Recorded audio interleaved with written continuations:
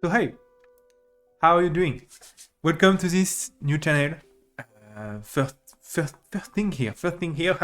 Why do I want to create this channel? What is it about? Well,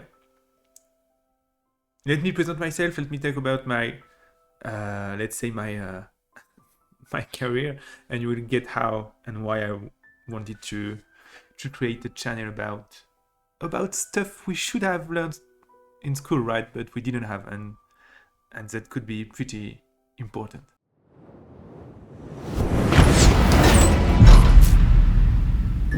So today I'm quite 28 years old, and I own a school in CGI and VFX. It's an online school. We have 65 students today, 67. And well, I'm on YouTube since what, 15, 17 years now, maybe. Not 17 years. Since I was 17. But all the stuff I was talking about, it was about CGI, VFX, and software in the image industry. So it's a really interesting topic. But to be fair, I wanted to talk about other subjects, and so this is a channel about that.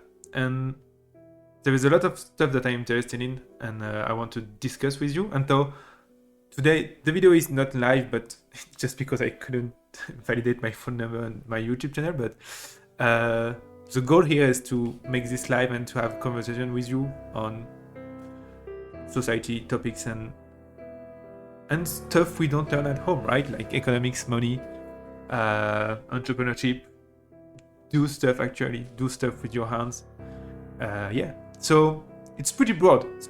I have a subject in mind today that will be a bit specific, but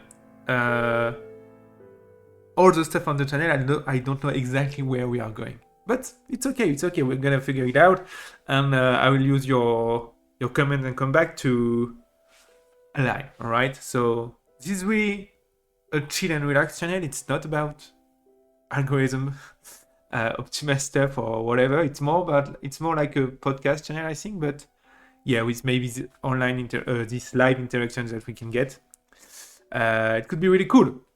One other thing is that I really like this channel to be more than just me talking alone, right? So what could be really fun is that I can have like conversation, interviews, or whatever. So if you're listening or watching this and you're thinking that you maybe agree or disagree with me, or maybe you have something interesting to say about what I discussed on the previous episode, even if it's the first one today, don't hesitate to reach out to me. You have my email address on my YouTube channel account, and I will organize it with pleasure. It could be really cool if we can have like discussions with people more than just me talking alone.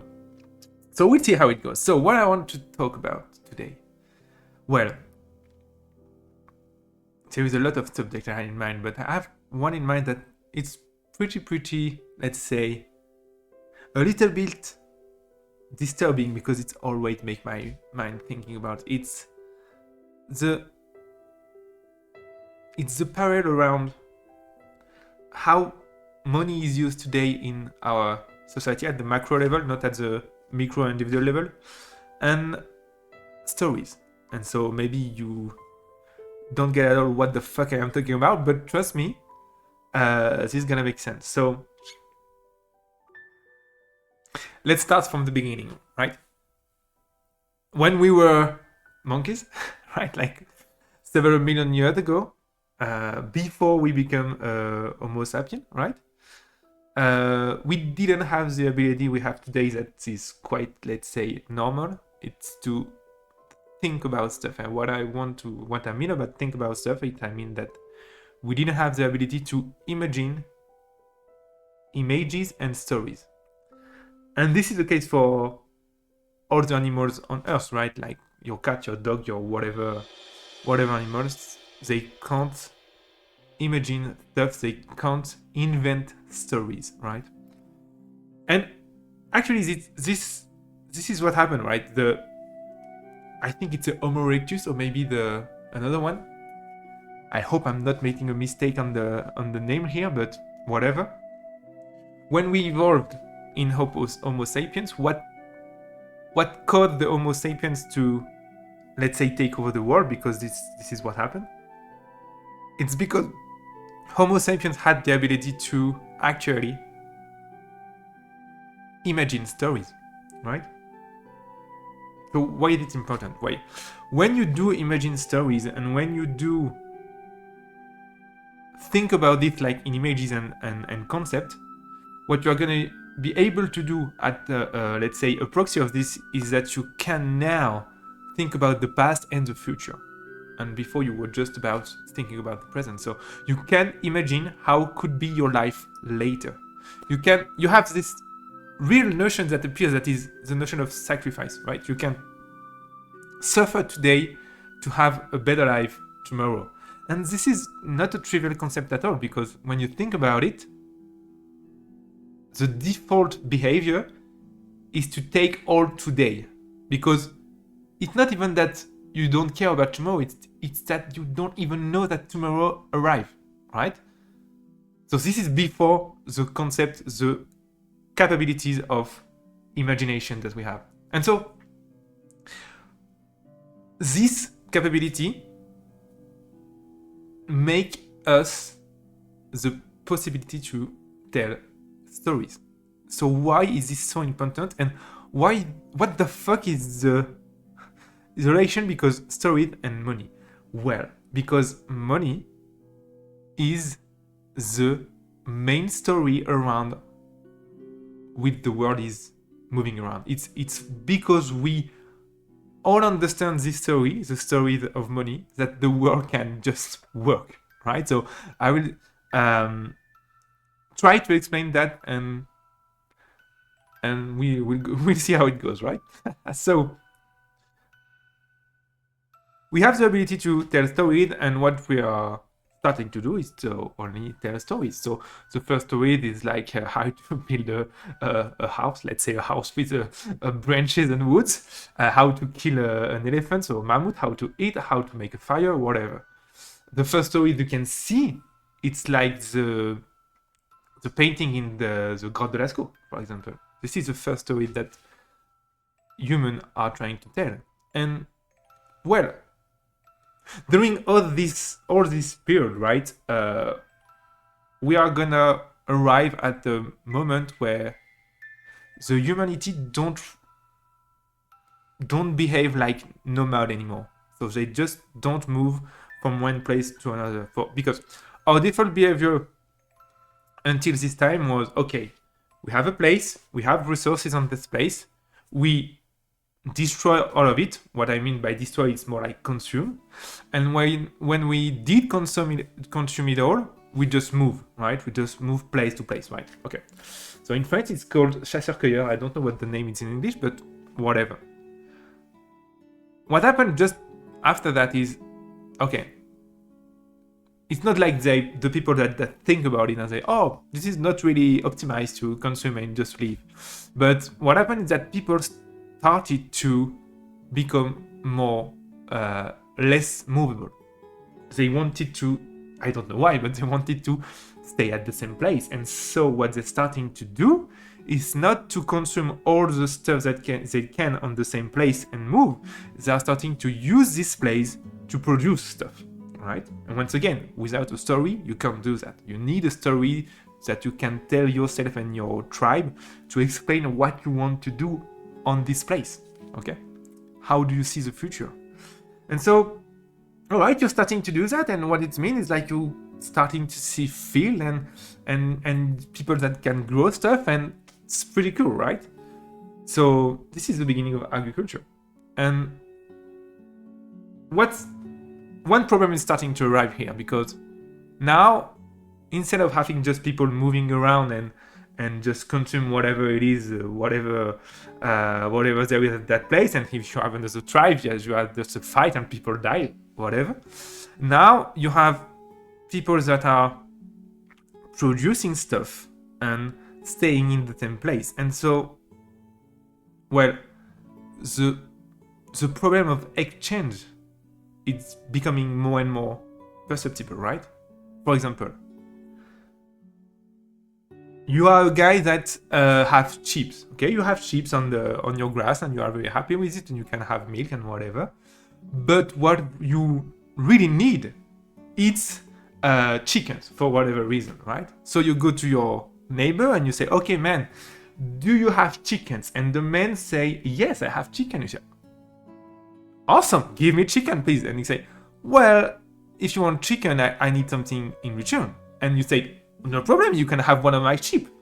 And this is where the problem is that the man with the chicken just answer, "Yeah, but I don't care about your sheep. Your sheep is no use for me, so why I will give you a chicken so that I can have a sheep, and I don't give a fucking care about your sheep."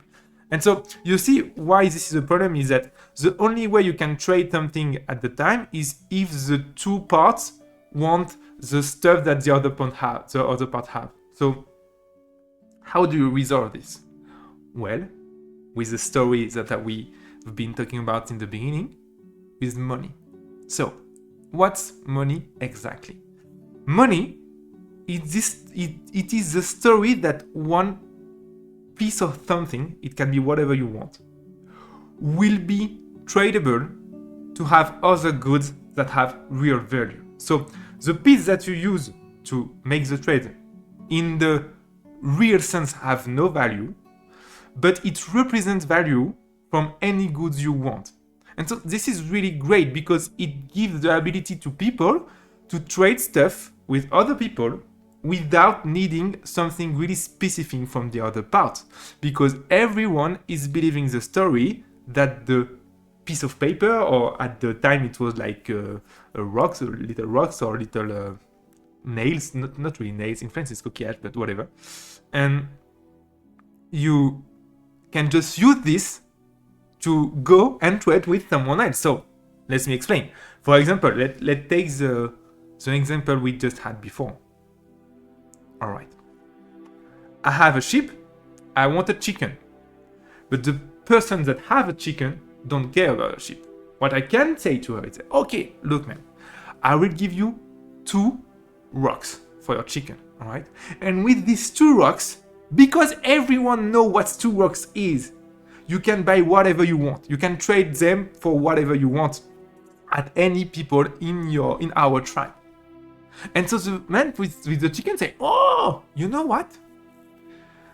I've been thinking about having a new dog, right?"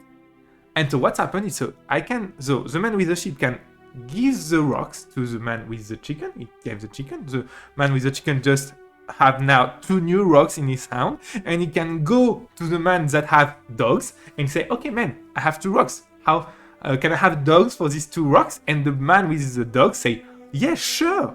Because me, I was thinking about, like, I don't know, having someone or something that can bring me more wood for the winter, whatever." All right. And so it make the system of trading stuff way easier, because everybody believe that the rocks will be tradable in the future. And so this is so powerful when you think about it. This is insanely powerful as a concept, is that the only thing that makes money work in the world even today is just that everybody agreed that it will be tradable in the future. It's not even agreed, it's believe. It's really believe in the story that the money will be tradable in the future. This is insane. Try to do that with your friends. Try to give them a rock and convince them that they will be able to trade it for other stuff in the future. This is insanely difficult. But this is what exactly money is. This is how money works. And this is why this is, for me, I find it so unbelievably cool. But I want to go deep on the story level. But just before that, I want to like fast forward on how works money in the real world today. So we have a system, a story that everybody believes in it. So it depends on the scale. For example, it's at the beginning it's like tribes. So each tribe has his currency, right? So the currency, it's just the stuff that you choose to exchange for other goods and values. But at the moment, tribes with war and stuff and whatever had become countries, right? Regions, countries, and often you will have like one currency by country. And so today it's a little bit that, right? So you have Europe that use euro, so they are a little bit different, but on the others it's quite that, right? You have a one currency by country, so it's like a stuff that you exchange to buy goods. So even if today most of the money that is exchanged is not like a physical piece, this is not a problem, because once again, what's valuable in this system is the stories that you tell. So if you just want to remove or add number on a computer, it works also. It's exactly the same principle. So you don't really need the physical stuff. You just need a way to count. This is just what you need. You just need a way to count how everybody have from this little stuff that we can trade. Okay, so this is the world we live in today, right? Majority of the money that is exchanged around the world are just numbers on computer. And what is the first thing that is pretty weird with this system and this story is that money, so currencies that have logically no values, because what we say is the value of a currency is not really the currency itself, it's what you can trade it for, right? And you get to understand, because today we have, I think, the illusion that with one, for example, dollar, you can buy anything. You can trade it against any good you want, but this is not real. This is not the reality. There are goods in the world that you can't buy with a dollar, right? You need another currency. Try to go in Russia, buy a shoes in a local shop with your dollar, and you won't be able to, right? So what happened there is that, like, each currencies don't give you the possibility to have any goods you want, and so currencies give you more possibilities than others. Currencies are becoming to have values in themselves, and so this is why you can have a value that the dollar against the euros, for example. This is insane, because now even the currency had become like stuff to trade themselves between other currencies. This is really, really great. So whatever. How does work like money today? Because there is two questions we need to ask. We need to ask ourselves here. The first one is, all right, I see what you mean, but for example, if I go to in a tribe, all right, we have like these little rocks that can make us exchange stuff. But what happens if we don't have rocks anymore? All right? Or what happens if someone just take other rocks on the beach and is starting to use them in the tribe? So you can't say how this is a problem, because so for the first one, if you don't have rocks anymore, but you have like more sheep, more chickens to trade, you will have at one moment a problem that you won't have any rocks to trade to make your exchanges, right, in the tribe.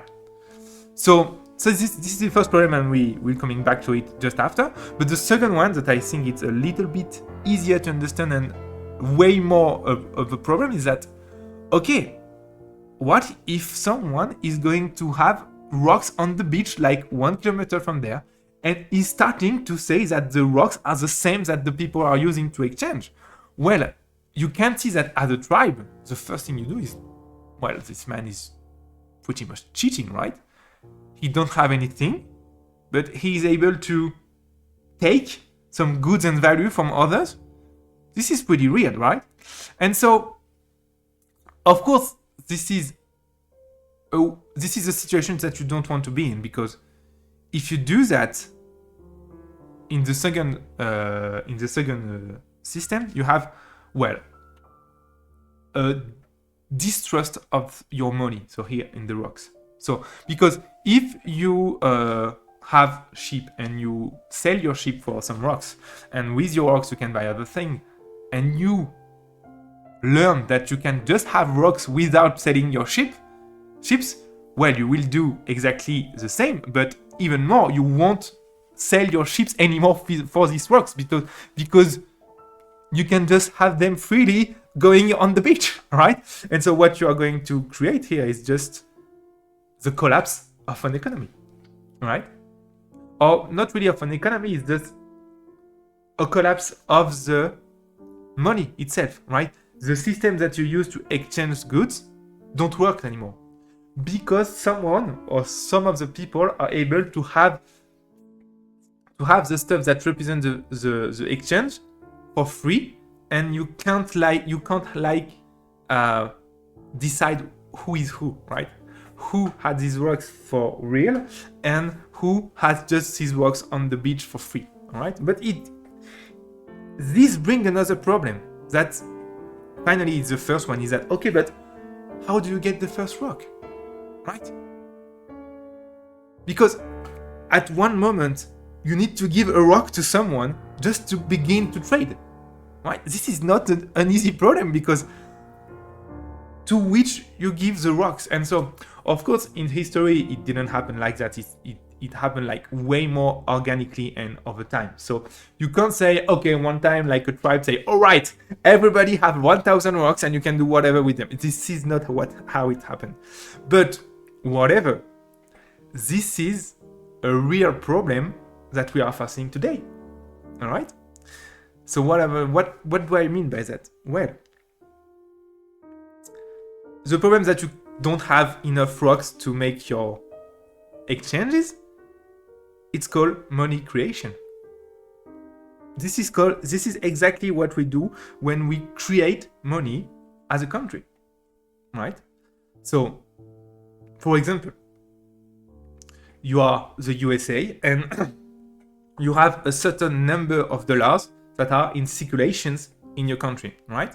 So that means that there is a certain amount of dollars that just move from hand to hand, representing an exchange of service or goods, right? Okay. And what could happen, and what happened regularly, is that the capacity of production of the country increase with time. You're becoming more efficient. You have better robots in your factory, whatever. But you create more and more and faster on the same time. So what you got is that you got a situation where you have more goods to sell, all right? More goods to exchange. I will not use the term sell because I think it's a little bit counterintuitive. So you have more goods to exchange on your country. And so you could say, all right, I do anything. I do nothing. I just let it go like this. But what happened here, if you have more goods to exchange in your country, you will have less dollar that you can use per goods. And so you will have a situation of the goods where the goods will not really lose their values, because the values doesn't really mean anything, but the amount of dollar that the people will be able to give to have these things, because it works for everything, will decrease. So this is what we call deflation. So what we call deflation is when you have less and less dollars to buy more and more stuff. And so maybe you don't really see why this can be a problem, but this is really a psychological system. It's not really a problem as a mathematical system. And as economics, it's not a problem that you have less dollars to buy stuff, and because the dollars today is like just a floating point value, so you can divide it like ever you want. It's not like your work, right? But the problem that you will have, it's more on the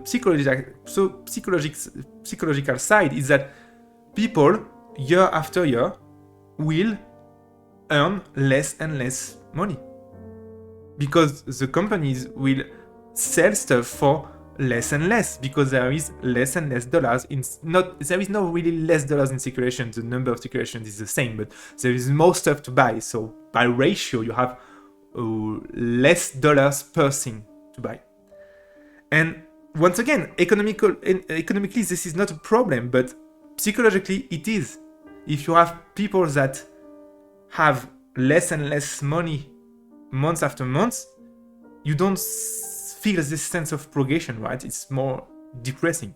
And another problem that is created is that if you know that the price of stuff is always decreasing, that makes you want to save money more and, let's say, buy stuff way later, because you know that it would be less expensive. And so what you not really force people, but what you encourage people to do, it's not to buy stuff.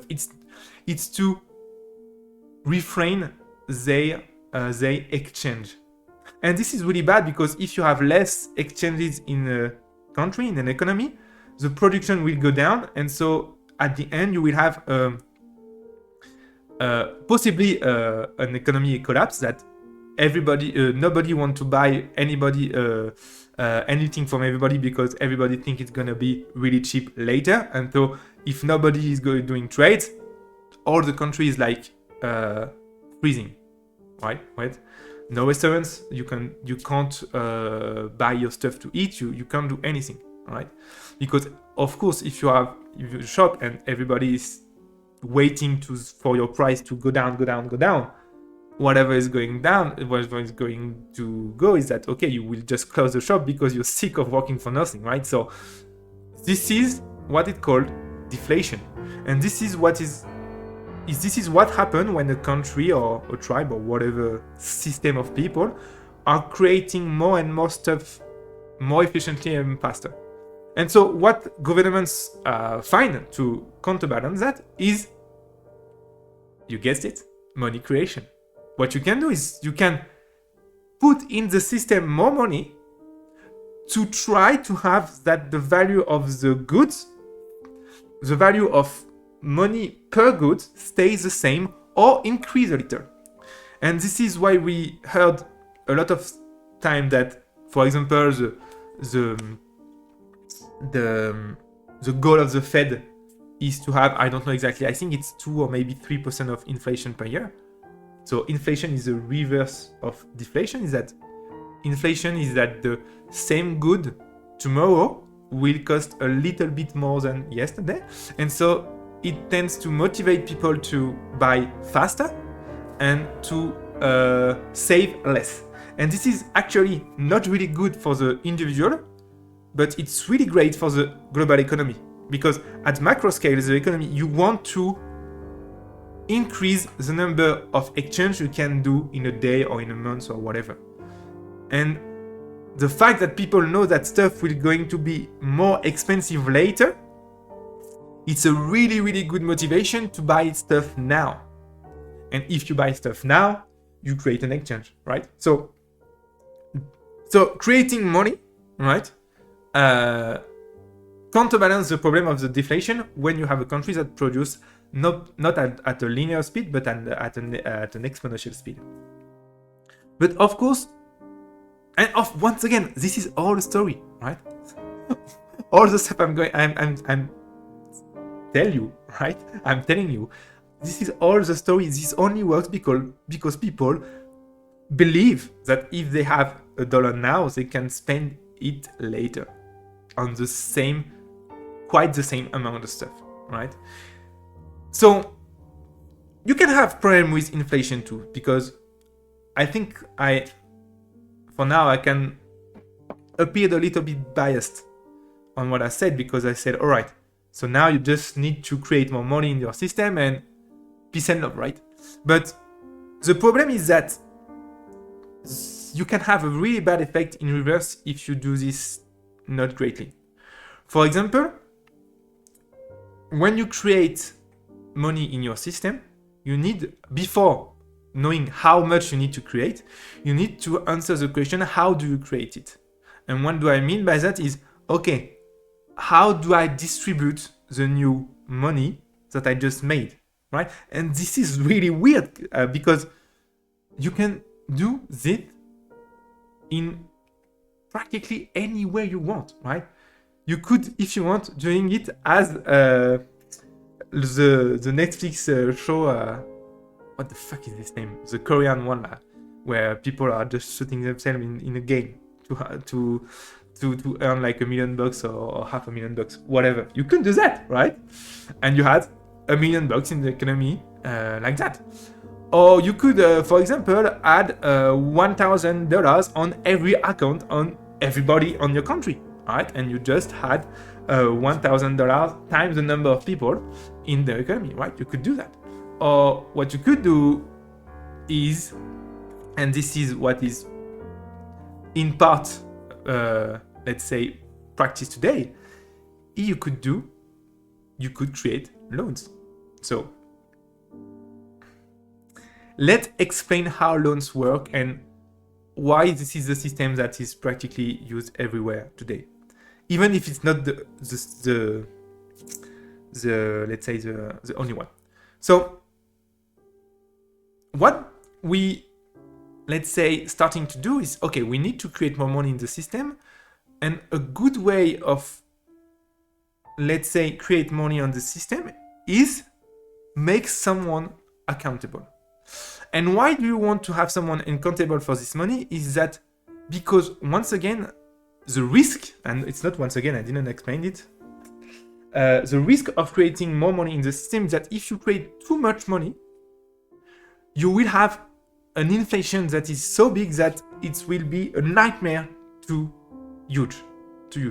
For example, if you buy a bread today that is €1 or $1, and tomorrow it's like $10, it's a nightmare. And this happened in several countries like Venezuela, or it's happened in Germany after World War I. So it's not like a theoretical problem. This problem happened a lot of time, and this is a really, really fucking nightmare to manage after.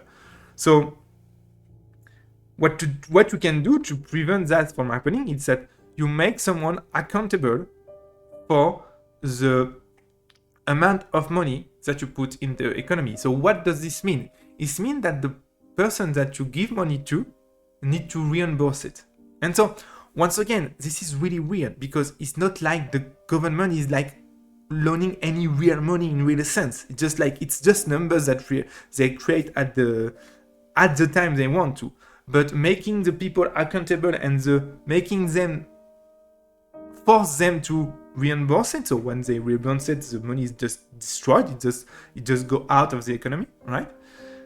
Well, it forces the people to use the money in the economy. It forces the money to be used in, let's say, relation of the goods and values that are produced in the country. So, for example, if you want to build a house and for example, you need, I don't know, 500 grams, okay? 500,000 grams. 500 grams. So you need 500 grams to build your house. You go to the bank. So the banks are let's say, the proxies that create the monies in the most of the countries. So you go in the banks and you say, all right, I need 500 grams. And the banks, maybe you don't know that, the banks will not loan you the money that she has. This is not how it works. She would not do that. It's way too risky for her. No, what she does is she like called the Fed. I don't know exactly how it works in USA, but I know Europe is like this. You call like the Central European Bank, and you say, okay, I need 500 grams. Can you just send it to me? And so the Central European Bank or the Fed just create the money. I don't know if in USA the money is created actually in the banks or in the Fed, but whatever. Or maybe there is a central bank too in USA. I don't know exactly how it works in the USA, but the system stays the same. Just there is an entity that creates the money and then send it to the bank.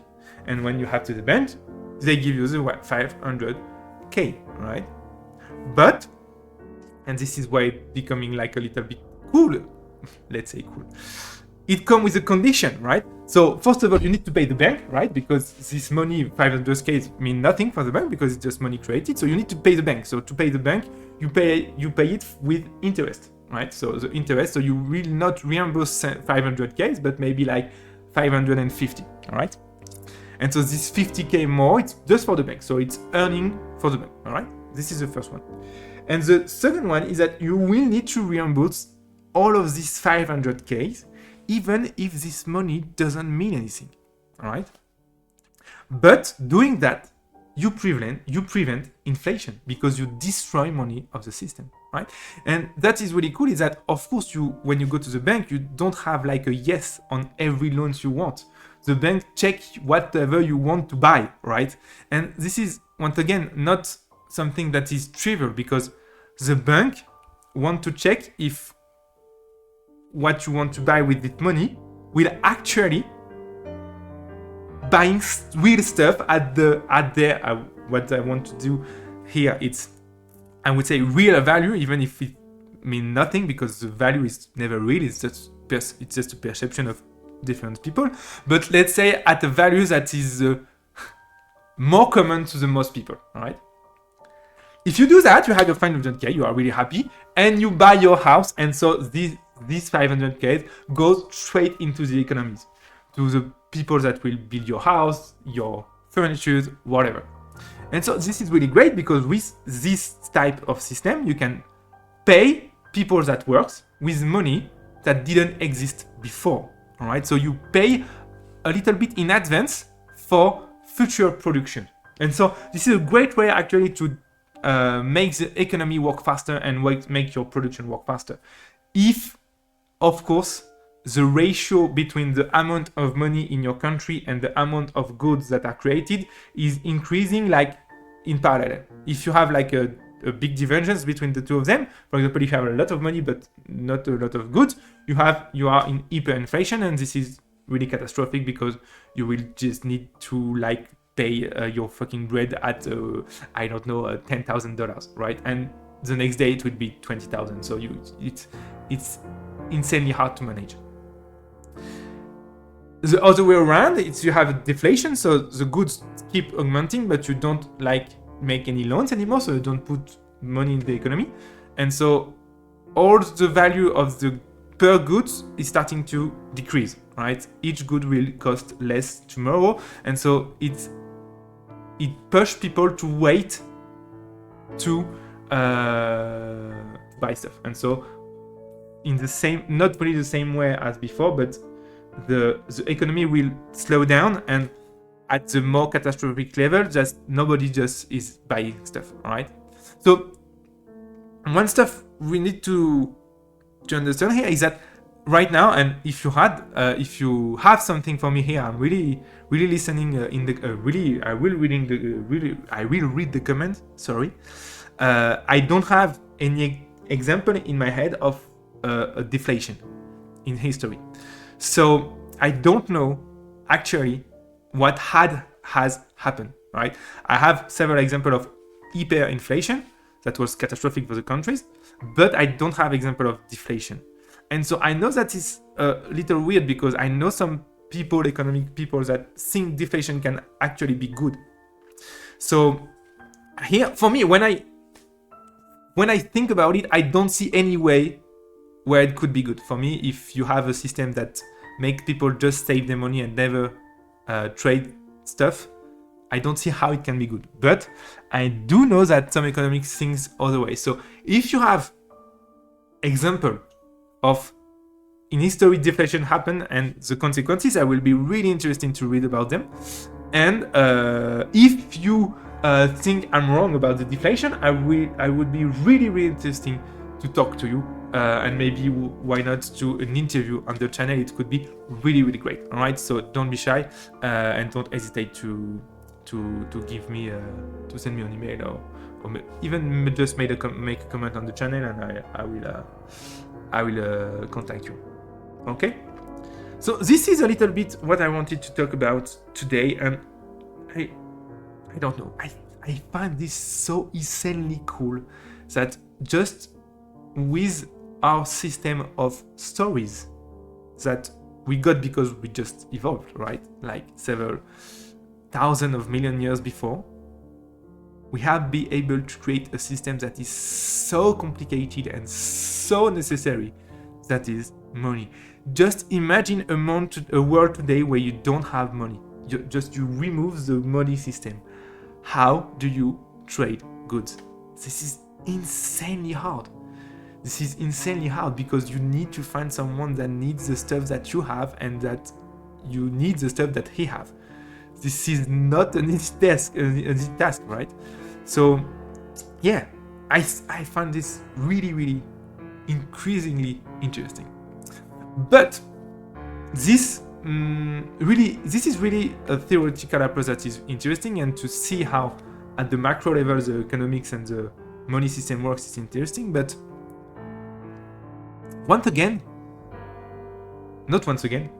just to understand it, when I think about it, I have a little bit the sense that it's brain masturbation, right? Because in your real life, in your day-to-day life, you can't really use this information to make better decisions, right? If you need to do a loan, maybe it can help a little, but in any case, not really, right? And so, what conclusion can we, let's say, learn about this information, and how can we use them in our day-to-day life? Okay, so the first thing to understand, I think, is that when you think about it, if we live in an economy for now that is quite inflationary, so we have an inflation every year, right? But when you think about it, I don't think that the goods are really becoming more and more expensive. It depends on the goods, right? For example, a phone today costs way less than a phone 10 years ago. And people would say, no, an iPhone today is way more expensive than the first iPhone. Yes, but it's not the same product. The iPhone 15 is not the same product as the iPhone 3, right? If you want to buy an iPhone 3 today, it costs nothing. So I think that there is a lot of products and goods that cost less than before. So we are not in an inflation on every good, but we are on inflation on the principal goods, like goods to eat, right? Stuff to eat, really basic stuff. And one of the most important for day-to-day life, your house. The houses are more and more expensive each year. And this is not really, let's say, a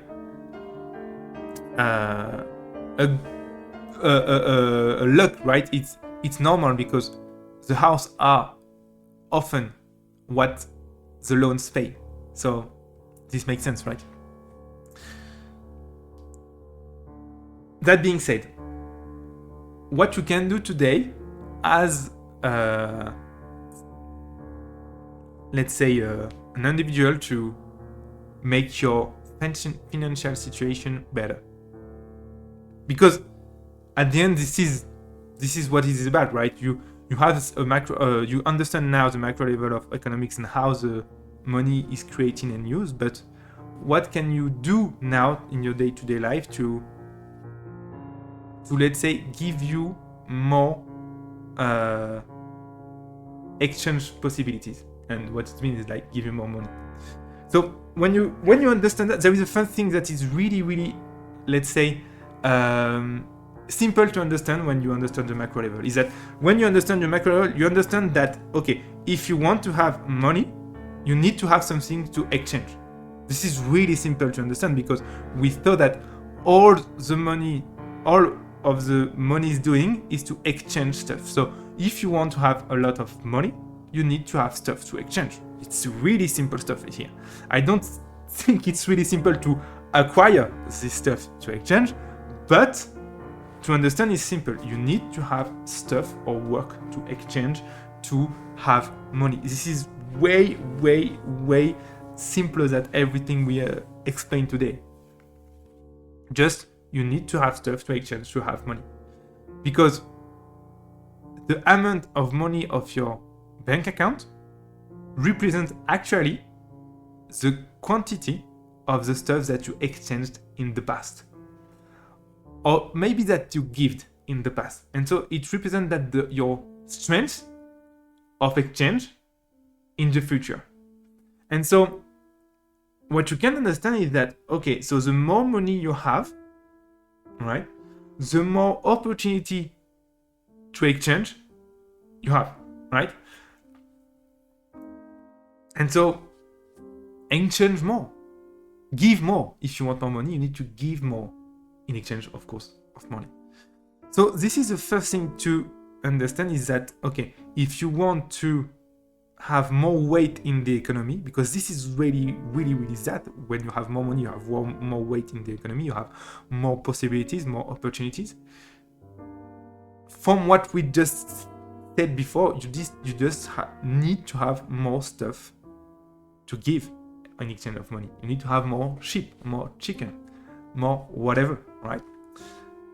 So of course this is not that easy, because nobody is telling you how much money is worth whatever, right?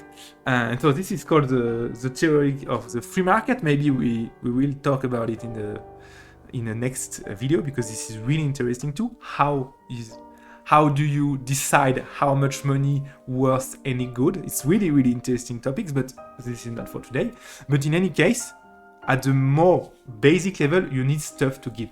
And the stuff to give could be like stuff, like physical stuff, but in reality, it can be anything. I mean it, really anything. Today, in our world, you can buy and sell whatever you fuck you want. You can buy and sell a fucking cloud in the sky, right? You just need a piece of paper when you say, okay, this sky is yours, and I sell it to you, right? So this is really weird, but I assure you, you can buy and sell whatever you want. You can buy like part of a car, you can buy part of a company. This is really weird. You can buy a part of a company. What is a company? A company is a story, exactly like the money. All right, so you can buy a part of the story. You can even buy money with other type of money, right? So this is pretty weird, but you can buy and sell anything, okay? So what you need to have now is that, okay, so if you can buy and sell anything, what can I sell, right? Because we understand that if you want more money, you need to have more stuff to give away in exchange of money. But what can you give away? And this is, I think, what it's really beautiful in our world, is that you can give away anything you want. The only condition for it is that there is other people that want it, right? Because if there is no one that wants your stuff, of course, your stuff have a value of 0. Because if no one wants to give you money for it, your stuff has no value. Your stuff is not even in the economy, right? So this is the first thing to do, I think. If you want more money, if you have to have a little bit more weight in your local or global economy, if you want to have more opportunities, you need only to find what you could give easily to a lot of people. And you can give, once again, anything you want. You can be like work time. This is, or like 99% of the people do this, right? They are employees. You sell your work time to one client that is your employer. Or you can sell goods, right? You can, I don't know, create stuff with mud or argile and you sell like cups or whatever, right? You can sell a system, right? You can sell like rules that makes something always works, right? This is a system. And you just sell the rules, right? So you sell informations. And today, actually, information is one of the goods that is the most valuable today. You can give whatever you want, but you just need to find what to give. And for this, my advice is to ask questions. You need to ask to the people that you want to give something to what they want. This is way easier than to guess. The second stuff you can do is this economy like this, and this point seems a little bit counterintuitive, but you will see it makes sense. It's to save money. In an economy or everyone is, let's say, pushed to depend all of the money the quickly as possible because the price are increasing.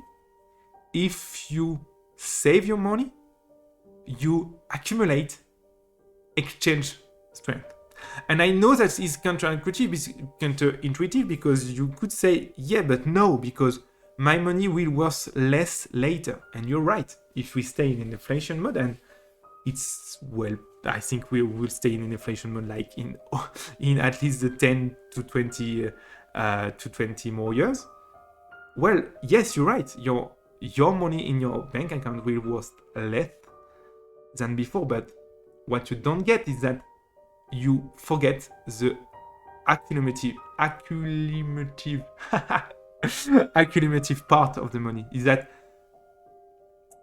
even if $50 today were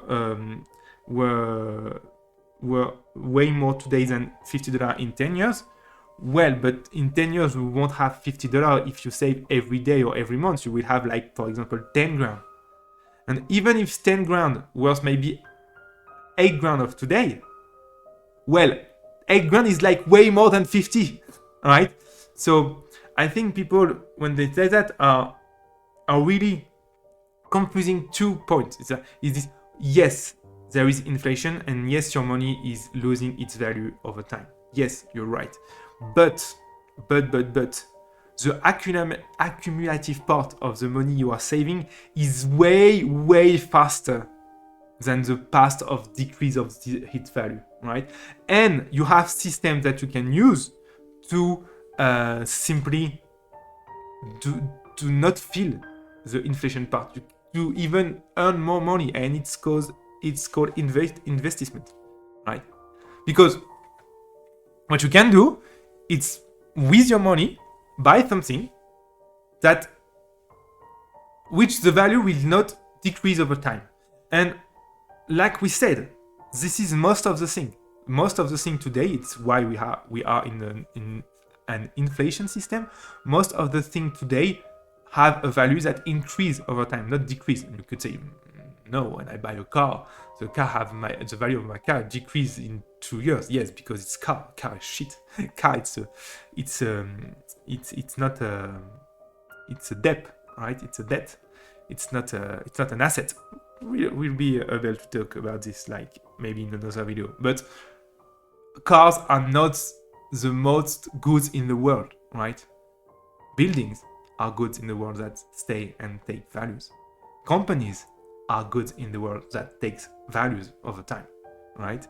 So when you look at the stuff that are the most valuable in our world, they are increasing in values and they are not decreasing, all right?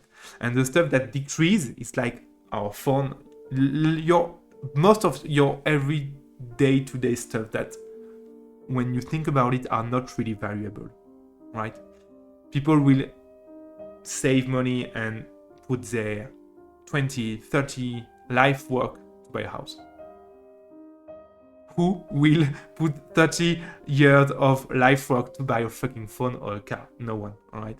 So you want to understand that is that even if it feels that most of the goods around us are decreasing in value over time, this is not true when you take the value in an absolute. If you take an absolute, yes, this is true in quantity, but your house worth all the stuff that you have in it, right? So you can buy stuff if you want to keep your money and to not feel the inflation that will devalue it. You can buy stuff that are easy to sell. So what we call stuff that are easy to buy and sell is that stuff that are liquid, assets that are liquid. You can easily sell and buy stuff. So really concretely, it means that there are a lot of people ready to buy and sell this stuff at a given time. So it's ready to sell and buy, so it's liquid. So this is, for example, not really the case for a house. The house is not really liquid, right? It depends where you live. I know in USA it's pretty fast, but for example in France, this is the country where I'm from, if you want to buy a house, you need to wait by law 3 months just to buy it or sell it. So it's a freaking mess, right? So it's not liquid, right? So you can have liquid asset that have values that increase with inflation. And this is the stuff like, I don't know, stock.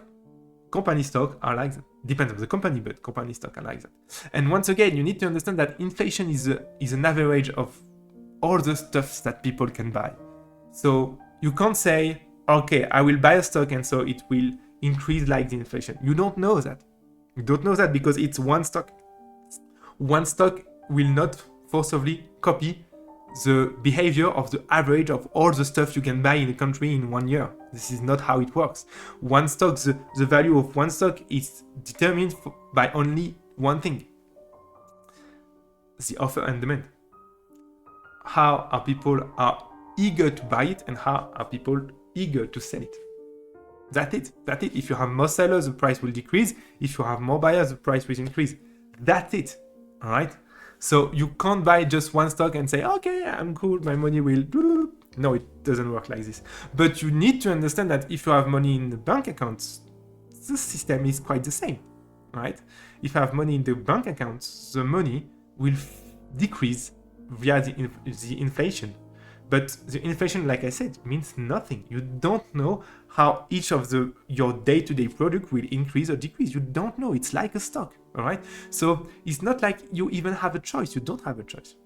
You need, if you want your money to not lose values. But once again, inflation for me is not really that a bad thing. If you just put your money in the bank and just you save every month, the what the fuck? I don't know how to say this word. The accumulative system of saving every month will be way, let's say, will way compensate the inflation lost, right?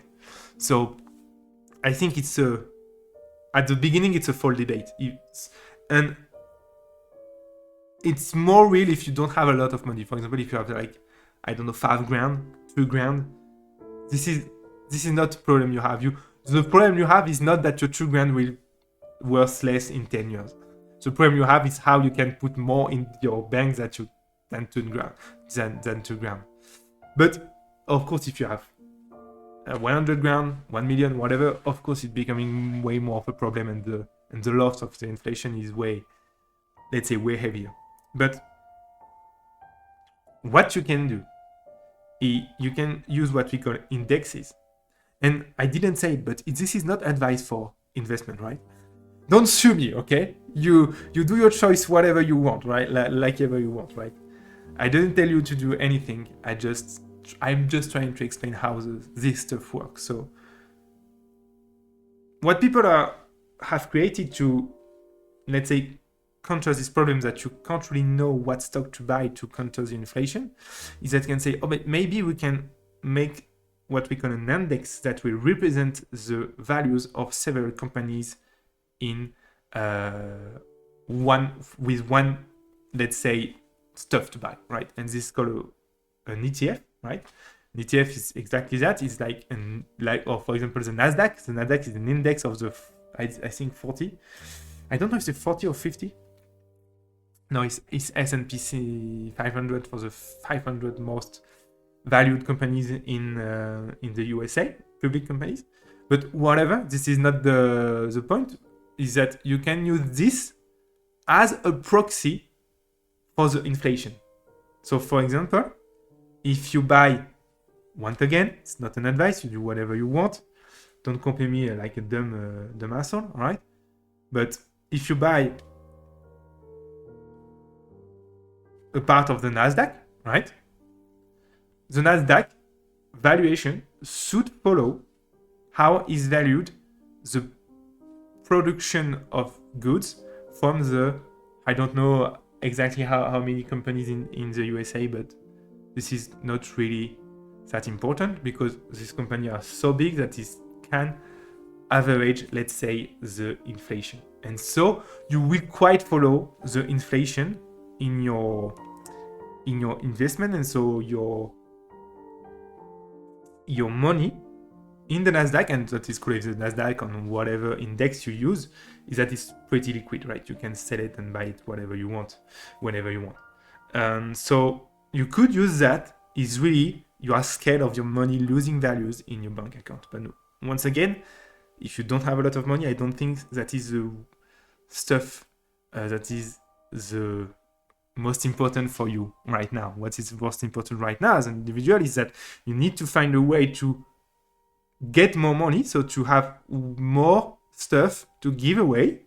All right, so it can be skills, it can be workforce, it can be products, it can be whatever you want, and you need from this money that you got to just keep it, not sell it. You need to not fall in the trap, I would say, of the inflation system that push you to spend. Because if you spend the little you've got, you can only just spend little amount of money. When you save it, you can have you will have, with the accumulative force of the saving system, like if you save every month, you will have more strength to do stuff. And when you have, like, let's say, pile of money that are in your bank account that, 10 grand, 50 grand, 100 grand, opportunities like just opens, right? You have 100 grand in your bank account, you can do a loan and you can put this 100 grand in, like, what we call in French guarantee. I don't know what's this name in English, but it's like, if you don't pay your loans, the bank can just take your 100 grand. This is really cool because it can make you have deals that you couldn't have before, right? So when you have an exchange strength that is upper than most of the people, you also have way more opportunities. And so this is why I think it's my advice to someone that want to, let's say, have more economic forces.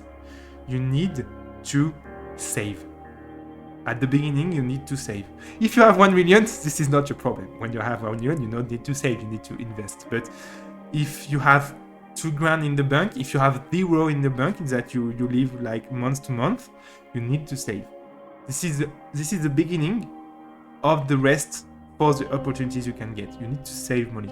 If you have debt, you need to reimburse them the faster you can, because once again, the debt you have follow also the inflation system. So the more you wait, the more you need to pay them, like, heavier, and you will get more interest and more interest and more interest. So yeah, and once again, these, let's say, advices, even if you do whatever you want, they don't come from me actually. It's just me, like, thinking about what I read. But one of the most big stuff I got from this is, like, Rich Dad Poor Dad. It's a great book if you don't have read it.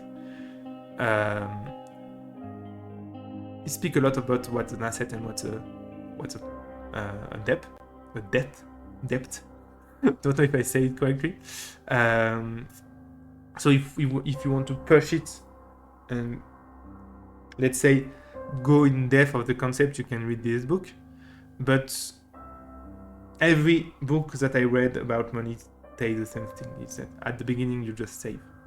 You don't save all the time, but at the beginning you don't save. And this is what I done at the beginning too. And I'm really happy that I have done it, because there is a lot of opportunities I couldn't have get today if I didn't have this, like, quite small, medium, large of money that I got from saving what I did, right? And this is fun because at the beginning you have the sensation that saving is the only way. But the more you advance, the more you realize that the first point, that have more to give, is way more powerful to have a lot of money than to save. But this is way easier than that, right? Because have something to give to people that are willing to pay for, it's not that easy. And I think it would be, this is weird because I'm quite, let's say, I don't know what to think about that, because in one case I have the sensation that selling stuff to people is gonna be harder and harder, because we are advancing in the future that is becoming uncertain and uncertainer because of the rapidly technological advance. The more the technology advances quickly, the more uncertain the future is, and the more uncertain the future is, the more people are, let's say, scared to exchange, because they want to have like a security for later if it goes not well. And I would say that the technological progress that we see now induce this dynamics, right? It induce an uncertainty, and induce other people that are not willing to pay more stuff, let's say, and they are a little bit more scared. So this is the first thing. But in another way, the technical and technological progress make you produce more with less.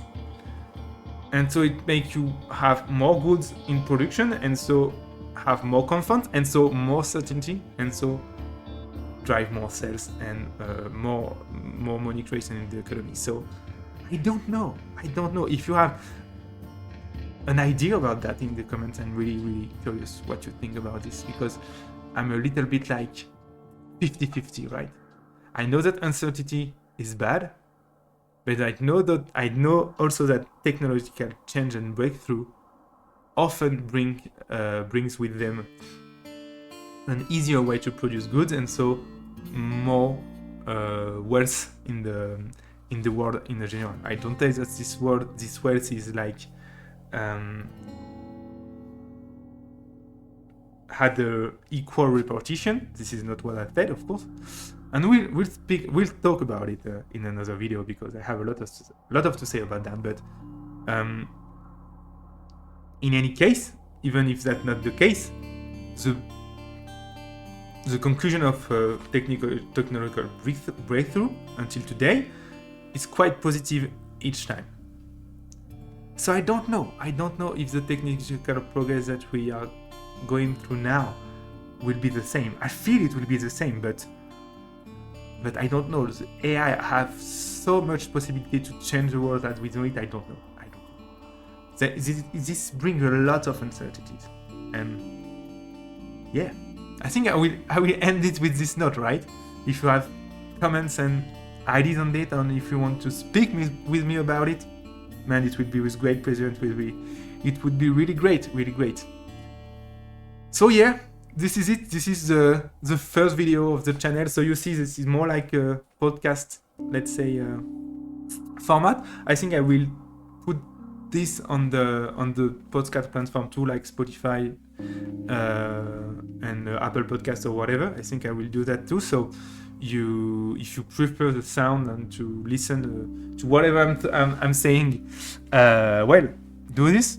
But in any case, I think the video format will stay the same on YouTube, and so I hope you liked it, and I hope you learned a little bit of stuff. I hope maybe I had said not too much stuff that are wrong. If I did, please tell me so I can correct them, and maybe we can have a discussion about it. So it would be really great. So if you want to speak with me, if you want to comment on what I said, and if you know people that want to speak with me, please send me an email on my YouTube channel.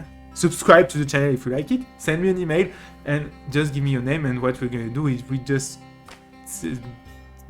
do a Zoom or a Google Meet in live like this, and we can like discuss about these ideas, and you could tell me from your point of view where I'm wrong, where I'm right, and we can debate about it. And it would be really interesting to ask a question about what you do, how you come to this conclusion. Well, just so that we can maybe learn a little bit more stuff together, right? So yeah, I hope you like it. You liked it, and I'm really excited to do the next one. See you. Bye bye.